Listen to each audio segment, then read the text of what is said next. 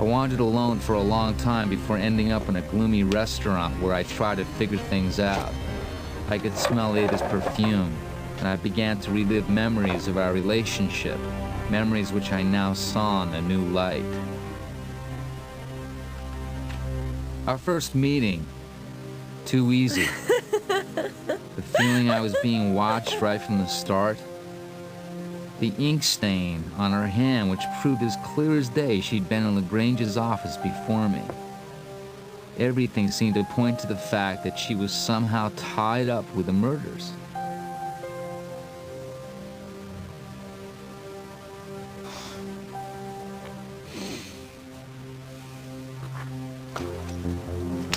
When the knife slipped out of her bag, it only confirmed my suspicions. Was she really the murderer? Now I had to live with this knowledge and try to continue with my investigation. Suddenly everything was even more complicated than before. I was lost in my thoughts when I was called to the phone.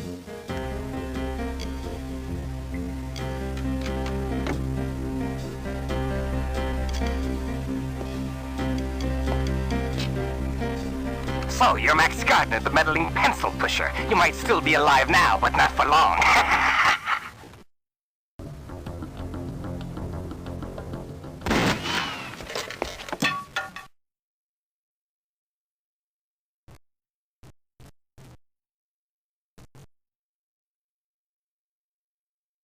I got the hell out of that restaurant and barely escaped with my life. I only got a brief break, though, because I was still carrying a transmitter in my pocket.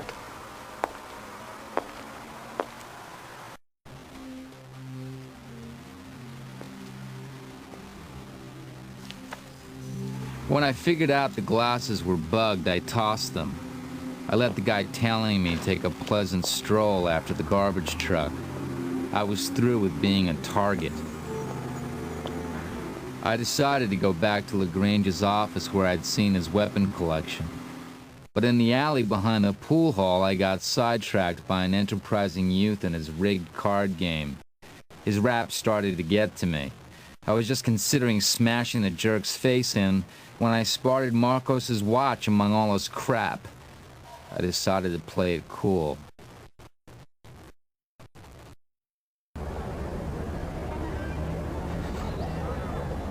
He offered me a go with the cards. I tried to tell him I had nothing to bet, but he wouldn't listen.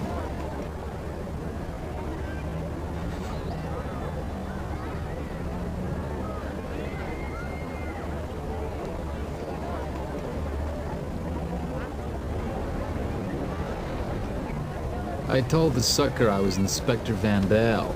He was familiar with the inspector's reputation and offered me a free game. I had to guess where the Queen of Diamonds was 3 times.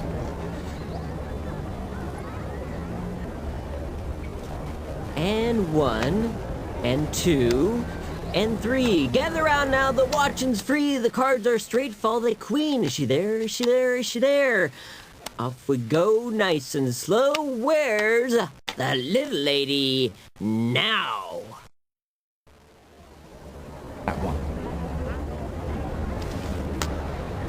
2 more times and you got it, pal.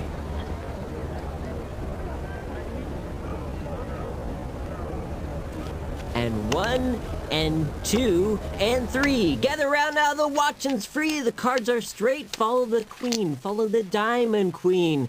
Ready? Watch carefully. Is she there? 8 of clubs. No. 7 of spades. Come on. Where's she going? Where's she going? Up, up, round they go. Nice and slow. Where's she gonna be? Where's the little lady now? Here. Good. One more winner and you've got to watch.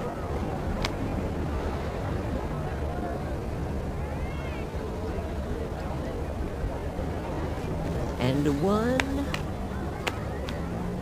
and 2, and 3. Gather round now, that watching's free. The cards are straight, follow the queen. 1, 2, 3. Where's she going? Up, up, round they go. Where's that little lady now?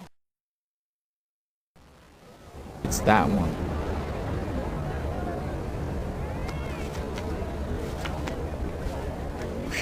I got the little crook off my back.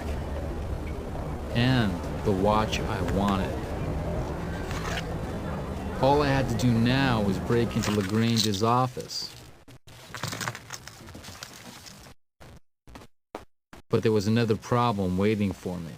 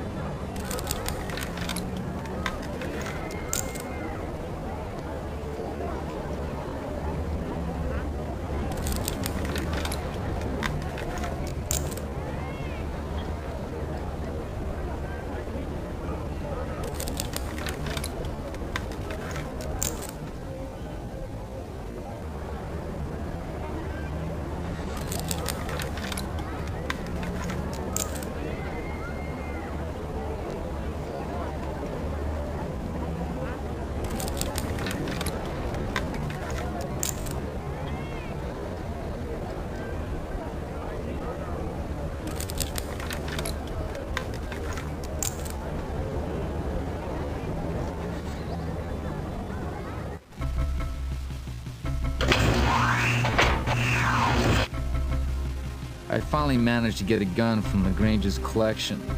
Thanks to what Sergio told me, I'd found the building where his men hung out. I knew I'd never be the same again after what was about to happen. I didn't give a damn who was who. I was driven by a thirst for vengeance. I was gonna make Ada's kidnappers and Dee Dee's killers pay. One by one.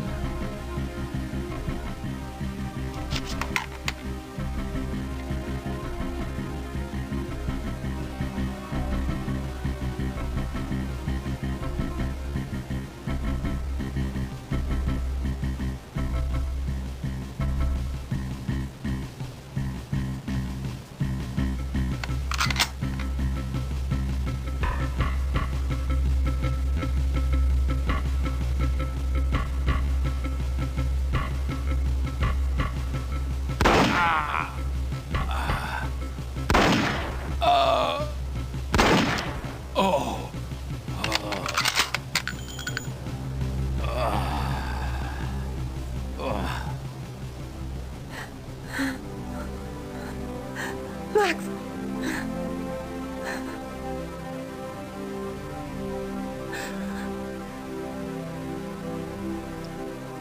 Deep down, without realizing it, I'd set Ada free so I'd get to the bottom of things. How could she have played this obscene comedy, sleeping with me when all the cops in town were after me for the murder she'd committed in cold blood? How could she have strung us along with all that Dr. Dramish, the left-handed scalpel-wielding madwoman stuff, when she was the one who'd done them in?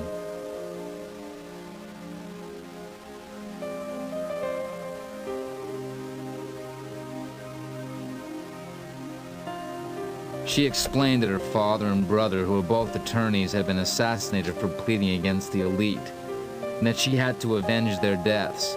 She said she loved me from the start. She was just trying to protect me by not telling me. In the meantime, though, my best friend had been killed, and it was all her fault.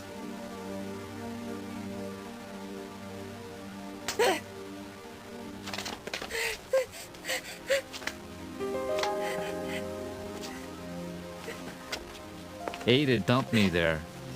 Not only was she leaving me to prove my innocence to the police, but like a schmuck I was left to confront Kevork at the Institute.